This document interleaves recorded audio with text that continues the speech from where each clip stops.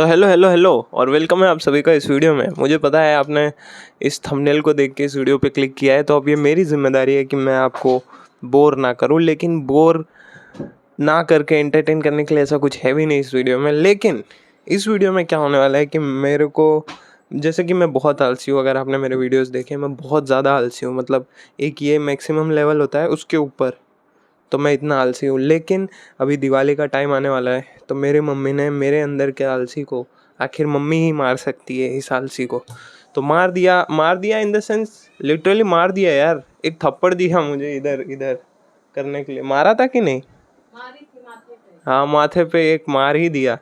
तो मैंने सोचा कि इतना बेशर्म मैं नहीं हूँ। भले मैं आलसी हूँ लेकिन मैं बेशर्म नहीं। तो मुझे इन सब बुक्स को अच्छे से साफ़ करना है, जो मेरी बुक्स हैं, जो कि आई थिंक मैं पिछले कुछ सालों से बुक्स ही पढ़ रहा हूँ कि नहीं पता नहीं, पर मंगा रहा हूँ। मुझे बहुत मज़ा आता है कि मैं अच्छी अच्छी बुक्स जो जेन्युइनली मुझे चाहिए, बिकॉज इसमें स्टार्टिंग में वो बुक्स हैं जो मुझे ऐसे इंटरनेट से कि यार you should read this atomic habits और ये वगैरह वगैरह, लेकिन इसके बाद जो मैंने इसमें ऐड ऑन किए वो सब की सब मेरी चॉइस है, सारी की सारी। तो इस वीडियो में क्या होने वाला है वो मैं सीधे सीधे बता देता हूँ। इस वीडियो में मेरी सारी किताबें, जैसे कि यहाँ पे रहती थी, ये दिख रहा है, ये दिख रहा है, हाँ, तो वहाँ पे मेरी सारी बुक्स रहती थी। बट अब वो वहाँ नहीं है क्योंकि मुझे उसे साफ़ करना है। तो वो जगह तो मैंने साफ़ कर दी है, अभी बुक्स मुझे 1 बाय 1 साफ़ करनी है। तो मैंने सोचा क्यों ना अगर मैं इन किताबों को पोंछ ही रहा हूँ तो आपको कुछ बुक्स रिकमेंडेशंस भी दे दूँ। इसी बहाने आपको भी पता चलेगा क्या पढ़ना है क्या नहीं। और इसमें से कुछ वो किताबें जो मैं बिल्कुल नहीं पढ़ता, या शायद मैंने थोड़ा पढ़ा है, जैसे ये एटॉमिक हैबिट और ये हाउ टू विन फ्रेंड और इन्फ्लुएंस पीपल। ये बुक्स इसलिए बिकॉज ये मुझे लोगों ने बोला, लोगों ने, या फिर सोशल मीडिया पे मैंने देखा कि ये बुक देख लो, पढ़ लो, तुम्हारा कुछ तो हो जाएगा अंदर से।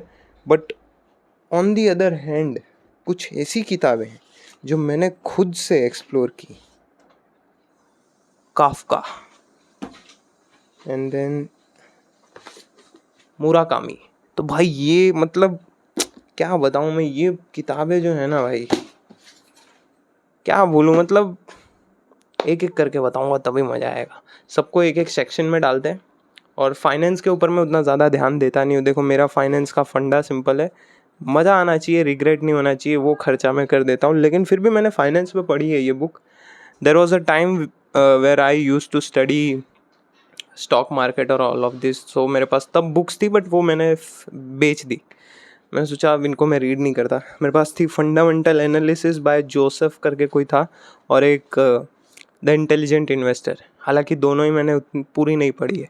और हाँ, एक और चीज़ मैं बता देता हूँ, अभी क्लियर कर देते हैं, और आगे भी चलते चलते मैं ऐसी चीज़ें भी बताऊँगा जो आपको एक अच्छा रीडर बनने में हेल्प करेंगी। तो सबसे पहली चीज़ ये है कि कोई भी बुक पूरी ख़त्म करने के लिए नहीं होती। अगर आप ये दिमाग पर लोड लेके कोई बुक लेते हो तो इसका मतलब आप कुछ अलग नहीं कर रहे, आप वही कर रहे हो जिस तरह से स्कूल में कराया जाता था कि ये होमवर्क कंप्लीट करके आना है, ये चैप्टर रट्टा मार के आना है। ऐसा नहीं होता। कोई बुक आपने खरीदी, ये आपकी फ्रीडम है। ये मैंने ली थी यार, क्योंकि एलोन मस्क पढ़ता था, तो मैंने सोचा इसको पढ़ के मैं भी कुछ जीनियस हो जाऊँगा। इसकी ट्रिलॉजी है, बट सिर्फ फर्स्ट बुक है मेरे पास। एक्चुअली पायरेटेड भी मैंने कुछ बुक्स खरीदी हैं, बट ये वाली एकदम मस्त है, ये ओरिजिनल है। अभी कोई बच्चा दिखेगा मुझे अच्छा, जिसको इंग्लिश आती हो, तो मैं उसे ये दे दूंगा। 500 की है ये बुक। तो ये बुक्स खरीदने में मेरा खर्चा तो हो ही गया है बहुत, और जिसकी वजह से मेरे घर वाले बहुत परेशान रहते हैं। लेकिन मुझे नहीं फ़र्क पड़ता है।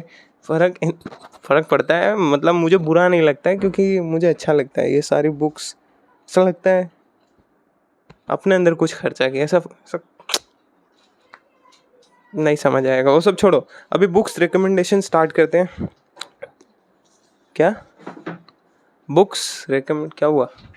तो मेरा फेस उसमें आ रहा है ना, फेस, हाँ। तो स्टार्ट करते हैं। तो सबसे पहला सेक्शन है हमारा,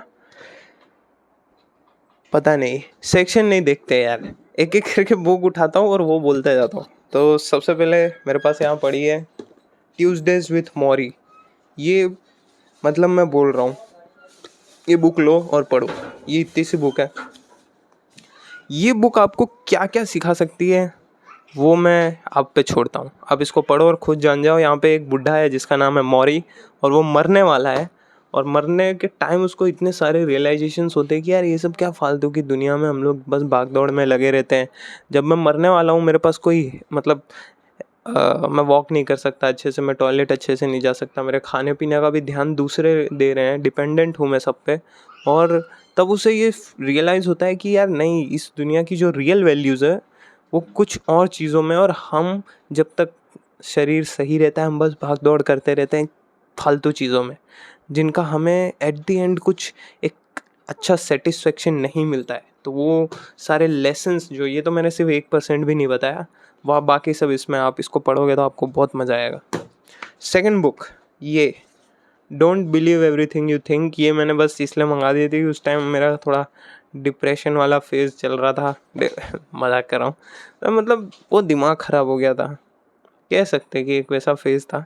मैंने सोचा ये मंगा लेते हैं, क्या पता इसमें मुझे कुछ, मैं बुक्स इसलिए भी ऑर्डर कर देता हूँ, मुझे ऐसा लगता है कि शायद इसमें कुछ मुझे मैं मिल जाऊँ या कोई रास्ता मिल जाए। ये बुक भाई, ये बुक इतनी मस्त बुक है ना, मुसाफिर कैफ़े और दिव्य प्रकाश दुबे, ये जो राइटर है हमारी जनरेशन के राइटर, इंग्लिश वाली हिंदी जो लिखते हैं भाई, ये इतने मस्त राइटर हैं। इनकी कोई भी बुक उठा लो, ये रही अक्टूबर जंक्शन, ये भी कोई भी बुक इनकी पढ़ लो, मज़ा आ जाएगा एकदम, बहुत मज़ा आ जाएगा। अभी मैं बुक साइड बाय साइड रख रहा हूँ, ये नहीं चाहिए, दो फिर दिखाई देता हूँ। मेरी मम्मी एक बुक दे रही है, तो ये टॉपर स्टडी हैक्स, ये मैंने टॉपर स्टडी हैक्स ये मैंने शायद कब ली थी, 11 नहीं, हाँ 11th में ली थी। अरे मतलब ठीक है, उतना कुछ खास नहीं है इसमें, बट ले ली तो ले ली। उसके बाद मतलब आते हैं सबसे पहले इस पे, फ्रांस काफ्का। देखो भाई, काफ्का का नाम ही काफ़ी है, और इस टाइम पे इसका बहुत ज़्यादा वो चल रहा है, बट ट्रेंड को लेके मैं नहीं जाता हूँ। मैं बोलता हूँ कि आप जेन्युइनली इस पर्सन को स्टडी करो, इसको देखो कि ये बंदा क्या था भाई, देखो कैसे इसकी लाइफ चल रही थी। और मुझे काफ्का इतना ज़्यादा इंस्पायर करता है। मुझे एक चीज़ इसकी जो बहुत अच्छी लगती है वो ये है कि ये डेड जब हो गए, जब ये मर गए, उसके बाद इनका वर्क पब्लिश हुआ और उसके बाद ये फेमस हुए। यानी कि समझो बहुत सारे लोग किसे करते हैं कि हम लोग इसी लाइफ में सक्सेसफुल हो जाएं, फेम मिल जाए, बट ये पूरे टाइम लिखते गए और लिखते लिखते एक इंसान मर गया भाई। और मरने के बाद क्या फ़र्क पड़ता है कि उसको मिल रहा है कि नहीं रिकग्निशन, ऑल्दो मिल रहा है, अभी भी बहुत सारे लोग इनसे सीख रहे हैं, इनकी कहानियाँ पढ़ रहे हैं, बट इनके लिए वो सब कुछ मायने ही नहीं रखता। तो ये चीज़ एक वो देती है कि लेट गो करने वाली एक सीख, कि ठीक है भाई, मर जाओगे तो फिर क्या ही पता चलेगा तुमको। उसके बाद ये विनोद कुमार शुक्ल की ये बुक है, दीवार में एक खिड़की रहती थी। इनका एक वो भी है, बायोग्राफी एक है यूट्यूब पे, एक फूल नहीं 4 फूल हैं और दुनिया है। तो विनोद कुमार शुक्ल की एक वो है, वो भी आप ज़रूर देखना यूट्यूब पे, बहुत मज़ा आ जाएगा आपको, एक कामनेस फील होगी। और ये जो है ये उनने लिखी है, तो मैंने बता ही दिया। हाँ हिंदी, सॉरी, ये हिंदी साहित्य में आती है, ये बात तो पता ही होगी आपको। आप सोच रहे होंगे कि मैंने हिंदी भी किताबें रखी हैं, मैंने इंग्लिश भी रखी हैं। तो there was a time where I used to study only English, but then I came to this conclusion that no, Indian writers भी कमाल कर रहे हैं भाई। दिव्य प्रकाश दुबे को देखो, अभी एक और बुक है ये गुनाहों के देवता, धर्मवीर भारती, भाई ये कितनी लेजेंडरी बुक है ये। फिर अक्टूबर जंक्शन, यार पापा, और फिर ये मुसाफिर कैफ़े, मतलब गजब यार, मतलब इंडिया में है, हीरे छुपे हुए हैं। उसके बाद ये मैंने ली थी, ये किसकी है ये, हाँ ये गुलेरी की थी, उसने कहा था, मतलब ये कुछ कहानियों का वो है, कलेक्शन है उनकी कहानियों का, और ये ज़्यादा बड़ी नहीं है, ठीक है। उसके बाद आते हैं, यहाँ से पहले हटते हैं, मेरा एक सेक्शन है जो है मुराकामी का, मेरा वो एकदम मन पसंद है, उसको मैं बाद में देखता हूँ। पहले हिंदी साहित्य की बात चली है, तो हिंदी साहित्य पहले ख़त्म करते हैं।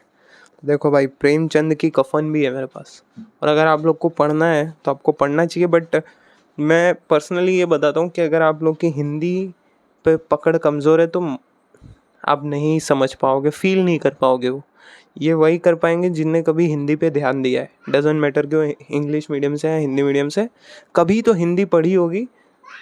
Then only you will get to know what Premchand wants to say, otherwise it's okay। Next book है हमारी ये ओशो की। इसका नाम ही काफ़ी है भाई, ओशो। मुझे मतलब सबसे ज़्यादा लाइकेबल माइंड अगर कोई लगा था, मतलब मैं बहुत टाइम तक ऐसा सोच रहा था कि जैसे मेरी सोच विचार है ये, या तो मैं बिल्कुल ही बेवकूफ़ हूँ या तो मैं बहुत ही ज़्यादा बेवकूफ़ हूँ। But then I got to know about Osho and when I listen him I was like okay, ये भी तो उसी तरह सोच रहा है। एंड उनका सोचना है कुछ ना सोचना, यानी उनका फॉलो करना, यानी कि ओवरऑल बता देता हूँ, उनका किसी भी चीज़ में बिलीव रखना है उससे पहले कि किसी भी चीज़ में बिलीव ना रखना। मतलब अगर आपको समझ नहीं आया ना मैं, हाँ नहीं आया ना, मुझे भी नहीं आया, पर मैं क्या बोलता हूँ मुझे भी कभी कभी समझ नहीं आता। सीधे से बता देता हूँ, अगर आप वो कहते हैं ना, हाँ इस टाइम के हिसाब से मैं समझाता हूँ। बहुत सारे लोग हैं जो बोलते हैं कि हम बहुत ज़्यादा धार्मिक हैं, हम बहुत ज़्यादा भगवान के वो हैं, बट इन रियलिटी अगर आप उनको डीपली ऑब्जर्व करोगे तो वो नहीं है। और भगवान जितना बड़ा एक पावर सोर्स है, एक पॉजिटिव एनर्जी का, वो एक्चुअली उसे एब्जॉर्ब भी नहीं कर पा रहे। वो एक्चुअली भगवान की पूजा करते हैं और एकदम उनके लिए अपने आप को वो कर देते हैं, तो उससे उनको ना ही तो खुशी ना ही तो शांति और कुछ भी नहीं मिल रहा, उल्टा एक तरह से वो खुद को परेशान भी कर रहे हैं। और ऐसा क्यों होता है? क्योंकि उनने कभी क्वेश्चन किया ही नहीं कि क्यों ये चीज़ें हमें करनी है और क्या फील होता है, क्यों हमें मंदिर में बैठ के एक शांति मिलती है, तो क्यों ना कभी बिना वहाँ भीख मांगे कभी बैठे वहाँ 20 मिनट, क्या पता मेरा मन एकदम शांत हो जाए और दिन मेरा अच्छा गुजरे। ये सब चीज़ें आप तब सोच सकते हो जब आप उस चीज़ से बाहर निकलोगे। अगर आप ये बोलोगे कि मैं धार्मिक हूँ, then you can't think outside the box. If you are outside you have freedom to decide, okay मुझे ये अच्छा ठीक है ये धर्म मानना चाहिए। तो किसी को भी आस्तिक होने से पहले नास्तिक होना बहुत ज़रूरी है। तो ओशो की एक लाइन भी है कि I want to make every child नास्तिक।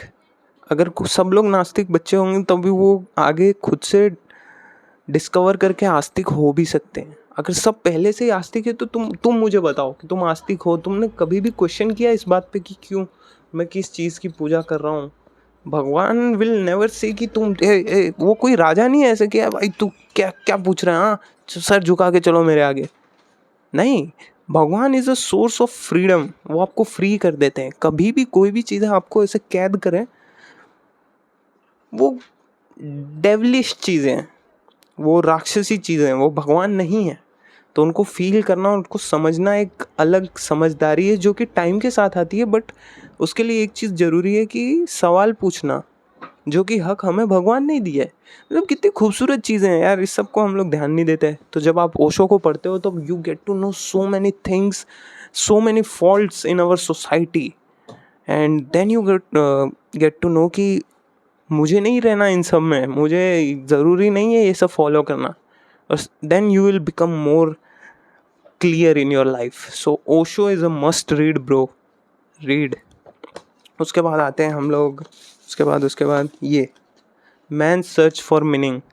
ये मैंने बुक पूरी नहीं पढ़ी है बिकॉज एक तो मुझे एक चीज़ नहीं पसंद है कि कोई भी बुक का बहुत ज़्यादा जब इंटरनेट पे वो लोग कर देते हैं ना कि यार सब ये बुक रीड करो ये बुक रीड करो, तो उसमें मोस्ट ऑफ द चीज़ें वो लोग डिस्क्लोज कर देते हैं, तो सब बता ही देते हैं। तो फिर पढ़ के मज़ा क्या आएगा? असली मज़ा तब आता है जैसे कि अभी तुम एल्केमिस्ट है, द एल्केमिस्ट, अभी इसमें तुम इतने सारे टर्न्स आते हैं तो यू गेट कन्फ्यूज़ कि अब होगा क्या, आगे क्या होगा। तो उसके साथ साथ मैंने रिव्यू भी कर दिया भाई द एल्केमिस्ट, ये आपको रीड करनी चाहिए, ये बहुत मस्त है। और मैं जो मेरी थिंकिंग है उस हिसाब से जो चीज़ें कहानियों के थ्रू होती हैं ना, बिकॉज बचपन से हमारे दिमाग में इनपुट कहानियों से आया है। ये एक रीज़न हो सकता है, बट मुझे कहानियाँ बहुत ज़्यादा कनेक्ट करती हैं। अगर कहीं बुक में कोई कहानी दी है, man search for meaning, alchemist, Murakami की कोई बुक है, Sophie's world, there are lot of books, okay, the vegetarian. तो मतलब अगर कहीं कहानियाँ दी हैं तो मैं उससे ज़्यादा कनेक्ट करता हूँ, बिकॉज अच्छा लगता है। अब कहीं पे कोई बुक्स है, जैसे कोई मैं बुक बना दूँ कि लेट्स से बी डिसिप्लिन्ड, मैंने एक बुक बना दी बी डिसिप्लिन।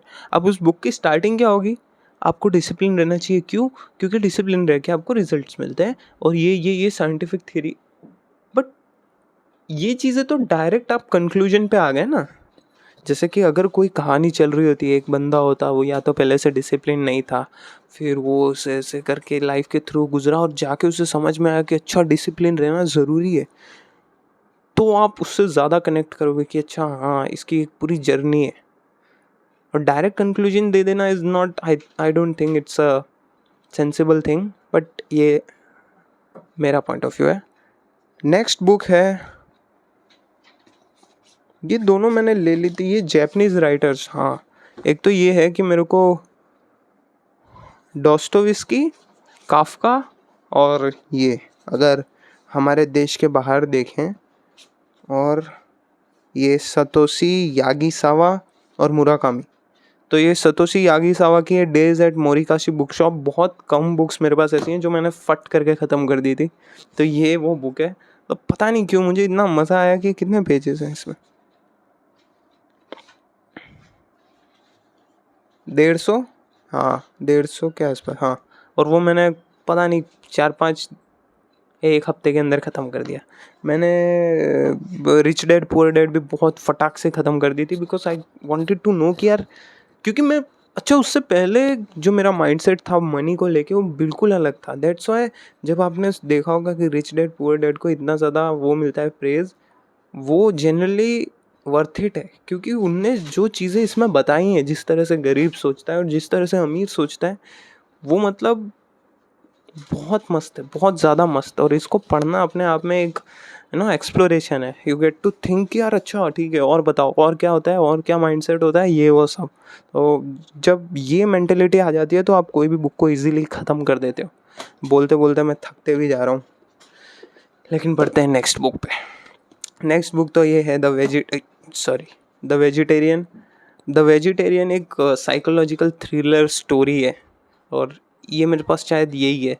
इस जॉनर में मैंने 2-3 और बुक्स हैं, the patient, the silent patient and the great Gatsby, और ऐसे करके, बट अभी मैंने उनको बाय नहीं किया है।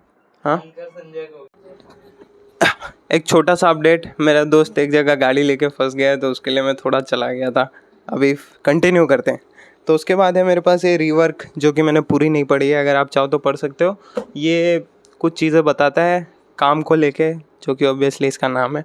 उसके बाद चलते हैं उस सेक्शन पे जो मैं चाहता हूँ आप जेन्युइनली पढ़ो, तो वो है मुराकामी। नॉर्वेजियन पता नहीं क्या लिखा है, नॉर्वेजियन वुड। बहुत मस्त बुक है यार ये। उसके बाद है ये Murakami, Kafka on the shore.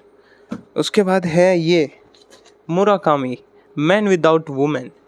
ये तीनों के तीनों, मतलब मुझे लगता है कि Murakami is the greatest writer born.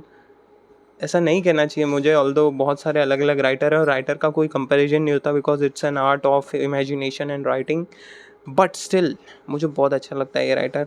तो मतलब यही होता है ना, आप बहुत सारे इंस्पिरेशन लेते हो and then you write your own book, how beautiful it is. इसके बाद आता है ये दोस्तोवस्की, जिसकी मेरे पास सिर्फ 2 बुक्स हैं। एक है नोट्स फ्रॉम अंडरग्राउंड दोस्तोवस्की की, और एक है ये वाइट नाइट्स, जो कि बहुत अमेजिंग बुक्स है। इसकी एक और है जो कि है क्राइम एंड पनिशमेंट, वो मैंने अभी ली नहीं है। आई डोंट नो, मैं वो उसको पढ़ूंगा ज़रूर, बिकॉज अनुराग कश्यप ने एक इंटरव्यू में बोला था कि वो आपको पढ़नी चाहिए, तो मैं एक बार ट्राई करता हूँ उसे। उसके बाद आता है ये वो बुक है सोफीज़ वर्ल्ड, या फिर सोफ़ी का संसार अगर आप हिंदी में देखो। तो ये आपको फ़िलोसफी से इंट्रोड्यूस कराएगी, लाइक फ़िलोसफी जो होती है, अलग अलग फ़िलोसफी जो होती है, जैसे सोक्रेट्स के हिसाब से कौन सी फ़िलोसफी है, ये सब चीज़ें इसमें सिखाई गई हैं एक स्टोरी के थ्रू। लाइक एक बच्ची है सोफ़ी, और वो एक्सप्लोर कर रही है अलग अलग फ़िलोसफी। सो एक फ़िलोसफी के लिए एक छोटी सी चीज़ बता देता हूँ। There are lot of different philosophies and कुछ फ़िलोसफीज़ तो ऐसी हैं जिसमें वो लोग भगवान को ही नहीं मानते। अलग अलग फ़िलोसफी हैं, तो कुछ फ़िलोसफी ये कहती है कि भगवान कुछ है ही नहीं, कुछ फ़िलोसफी ये कहती है कि भगवान है बट इस तरह से, कुछ फ़िलोसफी ये कहती है कि भगवान है बट इस तरह से। तो जब आप इन सब चीज़ों को देखते हो और आपको पता चलता है अच्छा ये चीज़ें सोच के भी लोग ज़िंदा हैं, जी रहे हैं लोग, तो आपको पता चलता है wow how beautiful life is. ये एक अच्छी बुक है इन्फ्लुएंस। ये मतलब मुझे लगता है आपको पढ़नी चाहिए अगर आप बिजनेस में हैं। Sorry, I am so sorry, मैं आपको क्यों सॉरी बोल रहा हूँ, बुक गिर गई। अगर आप बिजनेस में हैं या आप कोई भी ऐसे फील्ड में जहाँ पे आपको लोगों से इंटरेक्ट करना है, you should definitely read this book because it's a very very good book about people and about persuasion, how we persuade something. उसके बाद आती है ये the courage to be disliked. ये भी बहुत मस्त बुक है। ये भी एक स्टोरी फॉलो करती है एक आदमी की जो कि एक इंसान से एक टाइप की फ़िलॉसफी सीख रहा है। एंड जैसा कि बुक का नाम है, ये बहुत प्यारी बुक है, बहुत ज़्यादा प्यारी बुक है। मुझे एक चीज़ नहीं अच्छी लगती जब भी कोई राइटर की कोई बुक पब्लिश होती है, इसलिए मैं हमेशा कहता हूँ कोई भी आप काम करो, कोई भी उसको इतना गंदा करना चाहिए ना, इतना गंदा कि कोई उसको पढ़े ही ना, कोई ना पढ़े। और कोई भी मतलब आप मूवी बना रहे हो, आप सॉन्ग बना रहे हो, आप बुक लिख रहे हो, इतना गंदा होना चाहिए कि आपके स्टार्टिंग के 20-30 जो ओरिजिनल बुक्स हैं या मूवीज़ हैं वो कोई देखे ही ना, मतलब गालियाँ मिले उसे, बस कोई देखे ही ना। क्योंकि लेट्स से वो चीज़ फिर भी अच्छी है, वो आपकी ओरिजिनलिटी को मेंटेन रखेगी। लेकिन अगर आपने कोई बुक लिखी और वो बहुत ज़्यादा फेमस हो गई, ख़त्म भाई, आप ख़त्म हो। आपको पता चलेगा अच्छा ये बुक मज़ा आ रहा है लोगों को, अब मुझे ऐसी बुक लिखनी पड़ेगी। एंड आप वो एक्सप्लोरेशन का माइंडसेट ही खो दो। इसी तरह म्यूज़िक में भी है, इसी तरह सॉन्ग्स और मूवीज़, हर एक आर्ट में भाई, हर एक आर्ट में जब भी आप लोगों को क्या अच्छा लगता है वो करने लग जाओगे ना, आप अपने सेल्फ को डिस्ट्रॉय कर दोगे। और इससे बुरी चीज़ मुझे कोई नहीं। आप भिखमंगे भूखे होके रोड पे रह लोगे, बट ये जो खो दोगे ना आप। मैंने एक स्टोरी लिखी थी, उसमें एक इंसान अपनी वो खो देता है क्योंकि वो लोगों की बात मानता है। लोग बोलते हैं ये करना चाहिए, वो करता है ये। फिर जब लोग मर जाते हैं या लोग चले जाते हैं, वो एक्चुअली कंफ्यूज हो जाता है कि अब मुझे कौन बोलेगा मुझे क्या करना चाहिए। तो ये चीज़ मुझे लगता है एक भूखमरी से भी बहुत डेंजरस चीज़ है ये। तो ये ना ही करो तो अच्छा, इग्नोर करो और ऐसा आर्ट फॉर्म बनाओ जो किसी को पसंद ही ना आए, तो आप फ्री हो।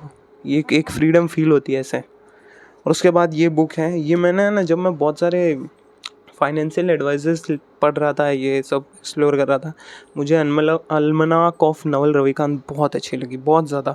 ये एक मुझे ऐसा लगता है कि बहुत डिफरेंट सोच रखने वाला उस टाइम पे बंदा मुझे लगा था। ऑल्दो इसके बाद मैंने बहुत सारे ऐसी थिंकिंग की चीज़ें एक्सप्लोर की हैं, but this was the breakthrough for me because at that time I was used to study Rich Dad Poor Dad, Psychology of Money and ये सब चीज़ें। और उसके बाद मेरा फेवरेट राइटर नहीं, एक तरह से मेरा फेवरेट ह्यूमन कह सकते हैं जो कि अभी ज़िंदा है तो मैंने सबसे पहली बुक यही पढ़ी थी, तो वो ये है the subtle art of not giving a, और ये है मार्क मेंशन की। तो मैंने उसके बाद सेकंड पार्ट भी मंगाया, एवरीथिंग इज़ फक्ड। ये सेकंड पार्ट नहीं है बट इट्स काइंड ऑफ या it is the second part. उसके बाद ये है मेरे पास जो कि हमारे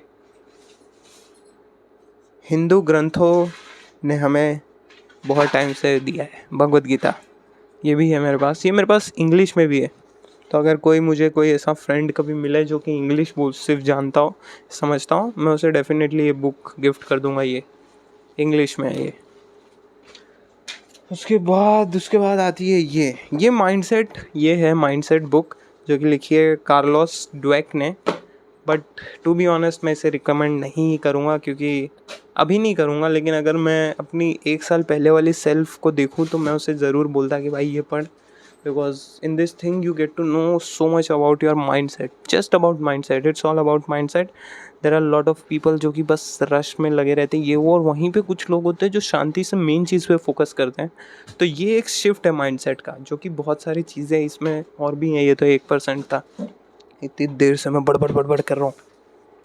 तो बस इतनी ही किताबें थी मेरे पास। और एक सेकेंड, तो मेरे पास इतनी ही बुक्स थी और अभी ये सारी की सारी बुक्स मैं इसमें फिल कर दूंगा। आपको एक काम करना है, आप समझ गए होगे। तो मिलते हैं नेक्स्ट वीडियो में।